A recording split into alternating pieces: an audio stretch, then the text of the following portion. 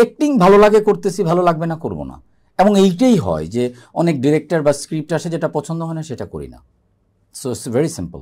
So কেউ হয়তো বিরক্ত হইতে পারে, রাগ করতে পারে, অভিমান করতে পারে, অনেকে অভিমান করেও যে এটা এত পচা স্ক্রিপ্ট আমি করবো কেন, আমার ভালোই লাগে না। কাজটা করলে তো মনোযোগ দিয়ে করতে হবে, যতটুক আমার ক্ষমতা আছে এই ক্ষমতাটা তো আমি ইউটিলাইজ করব, ঠিক কিনা? যদি এটা ঠিক হয় তাহলে আমি আমার এই ক্ষমতাটুকু ইউজ করার মতো জায়গা ওখানে থাকে না, স্ক্রিপ্টেও থাকে না, ওই ডিরেক্টরেও থাকে না, তো আমি কেন করবো? সো এইসব কারণে কিছু বিরক্তির কারণ হয়। না, আরেকটা বলে রাখি, অনেকে ভাবছে যে নির্মাতা শরাফ আহমেদ জীবন অভিনয়ের আড়ালে হারাই গেছে, এরকম আপনিও তো একটু আগে বললেন, কিন্তু আমি যত জানি আপনি নিজের একটা প্রোডাকশন হাউস আছে, হ্যাঁ, কারখানা, সেখান থেকে মোটামুটি কয়েকটা প্রোডাকশনও আসতেছে নিয়মিত, এবং আপনার কিছু কাজও মনে হয় সামনে বড় পর্দায় বড় কিছু কাজ নিয়ে আসতেছেন। একটু যদি দর্শকদের উদ্দেশ্যে। না, বড় পর্দার কাজ মানে কি, যে প্রতিটা মানুষেরই যারা পিছনে কাজ করে সবারই একটা বড় ড্রিম থাকে যে সিনেমা বানানো।